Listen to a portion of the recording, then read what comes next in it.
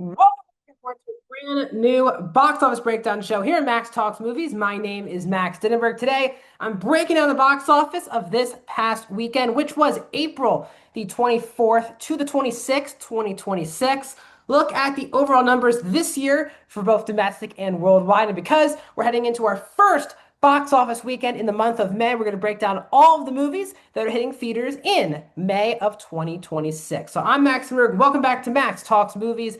Let's get started, guys, talking about some box office. Also, before we get into it, guys, please hit that like button, guys. Really help support the channel. Just do that before we head into watching this video. So let's get into the top five movies of this past weekend, Mesley, which was the 24th, 26th of 2026. And at number one this past weekend, of course, was Michael, the Michael Jackson biopic, opening to $97.2 million. In its opening weekend. The film did open to $218 million worldwide. So this is obviously a massive success. This is the biggest American movie non-animated so far this year. So the biggest live action opening of 2026 so far. And again, critics do not like this movie. Has a below 40% still on Rotten Tomatoes, but the audience scores are very strong for Michael. Clearly, again, has turned into one of the most controversial superstars, icons of the last 40, 50 years. And I think everyone has their opinion on Michael Jackson. Some people just absolutely adore him, and everything that's happened they don't really care about and just care about him being this music sensation. Other people believe some of the allegations that have come out over the last 30 years are true. Still, allegations are coming out, including this week. More uh, lawsuits are coming out this week against the Jackson estate over some sexual allegations. So this thing is so far from over, and he has obviously been dead for well over a decade now, nearly 2 decades. So again, people have their opinion, but clearly they made this movie for the Michael Jackson diehards, and those fans came out in droves. I went to a movie theater where it was absolutely jam-packed. People were clapping, singing throughout the entire film. I've looked on social media all week, and that looks like it's a lot of other people's theater experiences. And people like to have a party now at the movie theater. It needs to feel like an event. This movie definitely felt like an event this past weekend. So the film has a $175 million budget. It needs to make around 435 for the break even. It's going to break that. Now, a lot of people think, is this movie going to be a $1 billion film? No. Will they even catch up to the highest grossing biopic of all time, which is Bohemian Rhapsody, which has ended its run in 2018 around $920 million? No. Michael has fierce competition, including starting this weekend with Devil Wears Prada 2 and a jam-packed May. So again, I still think Michael's going to break past its break-even point.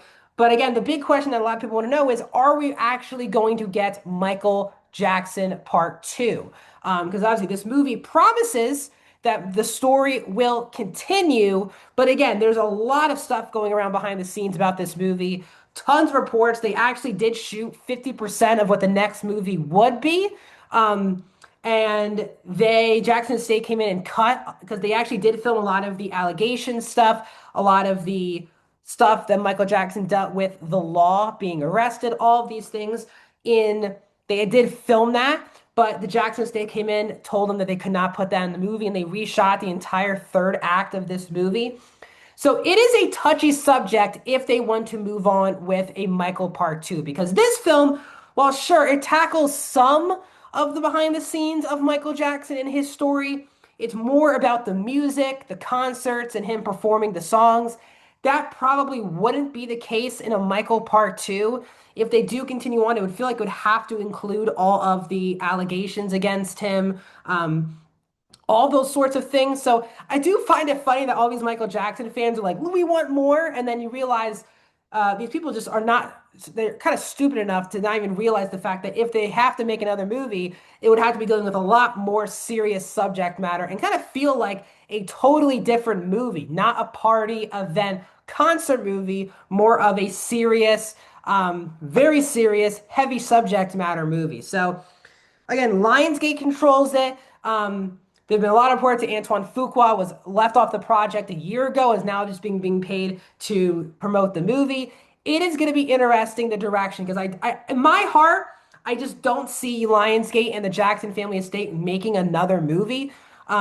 Sure, financially, would it be successful? Sure, but I think there's a lot of things they don't want to tackle post 1989 that I think is going to be worrisome. So again, we're going to find out. We couldn't know this week or maybe months from now if they want to make more of these movies, but we shall see. The Super Mario Galaxy movie is at number two. It is in its fourth weekend, again from Universal, 20.5 million this week. That's a 43% drop.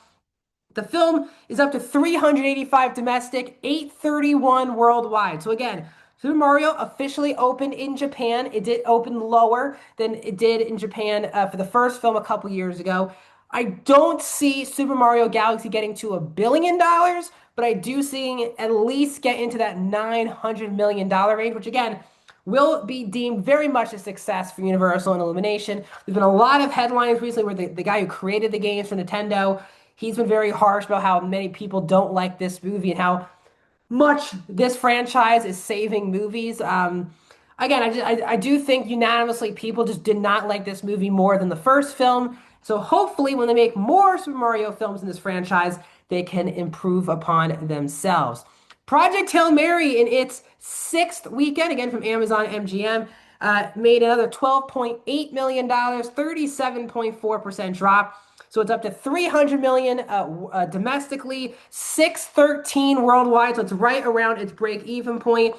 Again, if Project Hail Mary was a much bigger success overseas, this movie could be deemed a bigger deal. But again, $615 million for a space sci-fi movie, I think is very good. This movie seemingly is deemed for awards season as well. So we're going to be hearing about Project Hail Mary, honestly, for the next 10 to 12 months. So that is very exciting.